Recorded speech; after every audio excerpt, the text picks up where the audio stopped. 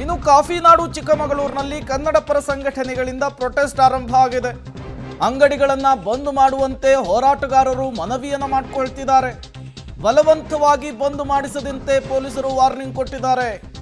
ಪೊಲೀಸರು ಹೋರಾಟಗಾರರ ಮಧ್ಯೆ ಈ ಸಂದರ್ಭದಲ್ಲಿ ವಾಕ್ಸಮರವೇ ಆಗಿಬಿಟ್ಟಿದೆ. ಚಿಕ್ಕಮಗಳೂರು ನಗರದ ಕೆಎಸ್ಆರ್ಟಿಸಿ ಬಸ್ ನಿಲ್ದಾಣದಲ್ಲಿ ಘಟನೆ ನಡೆದಿದೆ. ನೀವೀಗ ಗಮನಿಸ್ತಾ ಇರುವಂತಹದ್ದು ಚಿಕ್ಕಮಗಳೂರಿನ ದೃಶ್ಯ. ಕನ್ನಡ ಪರ ಸಂಘಟನೆಯ ಕಾರ್ಯಕರ್ತರು ಅಂಗಡಿ ಮುಂಗಟ್ಟನ್ನು ಓಪನ್ ಮಾಡಿದಂತಹ ಮಾಲೀಕರಿಗೆ ಹೋಗಿ ಮನವಿಯನ್ನು ಮಾಡಿಕೊಳ್ಳೋದಕ್ಕೆ ಮುಂದಾಗ್ತಾರೆ. ಈ ಸಂದರ್ಭದಲ್ಲಿ ಪೊಲೀಸರು ಮತ್ತು ಹೋರಾಟಗಾರರ ನಡುವೆ ಮಾತಿನ ಚಕಮಕಿ ಆಗಿದೆ.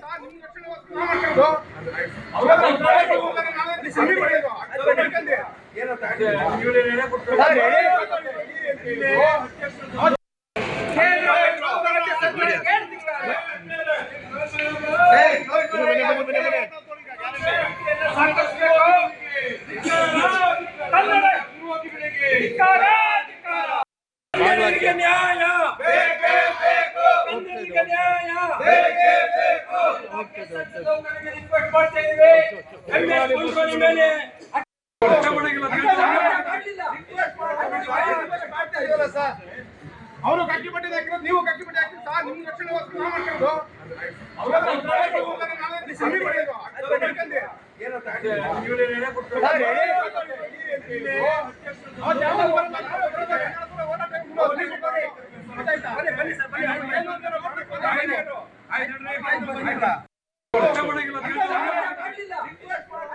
ಮತ್ತಷ್ಟು ಡೀಟೇಲ್ಸ್ ಅನ್ನು ಕೊಡ್ತಾರೆ ಚಿಕ್ಕಮಗಳೂರಿನ ಪ್ರತಿನಿಧಿ ನಾರಾಯಣಗೌಡ. ದೂರವಾಣಿ ಸಂಪರ್ಕದಲ್ಲಿ ಜಾಯಿನ್ ಆಗಿದ್ದಾರೆ. ನಾರಾಯಣಗೌಡ, ಚಿಕ್ಕಮಗಳೂರಿನಲ್ಲಿ ಆರಂಭಿಕ ಹಂತದಲ್ಲಿ ಬಂದ್ಗೆ ಯಾವ ರೀತಿಯ ಸ್ಪಂದನೆ ಸಿಗ್ತಾ ಇದೆ ಒಂದು, ಮತ್ತೊಂದು ಈ ಪೊಲೀಸರು ಮತ್ತು ಹೋರಾಟಗಾರರ ನಡುವೆ ಮಾತಿನ ಚಕಮಕಿ ಆಗಿದ್ದು ಯಾಕೆ, ಏನಾಯ್ತು ಅಲ್ಲಿ ಅಂತ ಹೇಳಿ? ಪ್ರೇಮ್ ಅಂತಂದ್ರೆ ಇನ್ನು ಬೆಳಗ್ಗೆ ಏನು 5 ಗಂಟೆ 5:05 ಸುಮಾರಿಗೆ ಚಿಕ್ಕಮಗಳೂರು ಎಂದಿನಂತೆ ಆರಂಭ ಆಗ್ತಿರುವಂತದ್ದು. ಅಂದ್ರೆ ಆಟೋಗಳು ಕೂಡ ಎಂದಿನಂತೆ ಸಂಚಾರ ಮಾಡ್ತಾ ಇತ್ತು ಮತ್ತು ಸರ್ಕಾರಿ ಬಸ್ಗಳು ಕೂಡ ಎಂದಿನಂತೆ ಸಂಚಾರವನ್ನ ಮಾಡ್ತಿದ್ದಂಥದ್ದು. ಅದೇ ಸುಮಾರು 6:30 ಟೈಮಿಗೆ ಸರ್ಕಾರಿ ಬಸ್ ನಿಲ್ದಾಣಕ್ಕೆ ಬಂದಂತ ವಿವಿಧ ಕನ್ನಡ ಪರ ಸಂಘಟನೆ ಕಾರ್ಯಕರ್ತರು ಅಂಗಡಿಗಳನ್ನ ಮುಚ್ಚುವಂತ ಪ್ರಯತ್ನ ಕೂಡ ಮಾಡಿದಂಥದ್ದು. ಕೆಲವರು ಆ ಕೈ ಮುಗಿದು ಮನವಿ ಕೂಡ ಮಾಡ್ಕೊಂಡಿರುವಂತದ್ದು. ಅಂತಂದ್ರೆ ಸರ್ಕಾರ ಕನ್ನಡಿಗರಿಗೆ ಅನ್ಯಾಯ ಆಗ್ತಿದೆ, ಮತ್ತೆ ಏನು ಆ ಮರಾಠಿ ಆ ಬೆಳಗಾವಿಯಲ್ಲಿ ಏನ್ ಪ್ರಕರಣ ಇತ್ತು ಆ ಪ್ರಕರಣ ಸಂಬಂಧ ಒಂದು ದಿನ ಬಂದ್ ಮಾಡಬೇಕು, ಸರ್ಕಾರಕ್ಕೆ ಬಿಸಿ ಮುಟ್ಟಿಸಬೇಕು ಅನ್ನೋ ನಿಟ್ಟಿನಲ್ಲಿ ಅವರು ಕೂಡ ಆ ಕೈ ಮುಗ್ದೆ ಏನ್ ಅಂಗಡಿ ಮಾಲೀಕರಿಗೆ ಕೈ ಮುಗಿದು ಅಂಗಡಿಗಳನ್ನ ಬಂದ್ ಮಾಡುವಂತೆ ಮನವಿ ಕೂಡ ಮಾಡ್ಕೊಂಡ್ರು.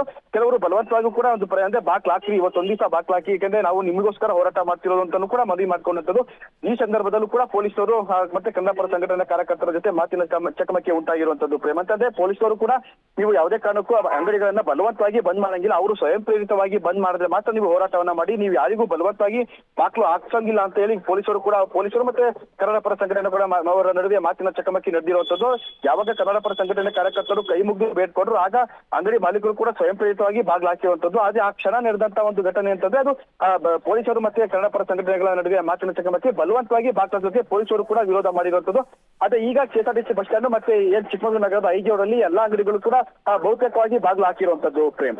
ಓಕೆ, ಥ್ಯಾಂಕ್ ಯು ನಾರಾಯಣಗೌಡ ತಮ್ಮೆಲ್ಲ ಮಾಹಿತಿಗಾಗಿ. ಅಖಂಡ ಕರ್ನಾಟಕ ಬಂದಿದೆ, ನಾಡು ನುಡಿ ನೆಲ ಜಲದ ವಿಚಾರಕ್ಕೆ ಕನ್ನಡ ಪರ ಸಂಘಟನೆಗಳು ಹೋರಾಟಕ್ಕೆ ಇಳಿದಿದ್ದಾವೆ. ಬಟ್ ಬಲವಂತದ ಬಂದ್ ಬೇಡ ಅಂತೇಳಿ ಸರ್ಕಾರ ಕೂಡ ಅದನ್ನೇ ಹೇಳಿರುವಂಥದ್ದು. ಪೊಲೀಸರು ಕೂಡ ಈ ರೀತಿಯ ಬೆಳವಣಿಗೆಗಳನ್ನು ನಿಯಂತ್ರಿಸುವಂತಹ ನಿಟ್ಟಿನಲ್ಲಿ ಒಂದಿಷ್ಟು ಕ್ರಮಗಳನ್ನು ಕೂಡ ತೆಗೆದುಕೊಳ್ತಿದ್ದಾರೆ.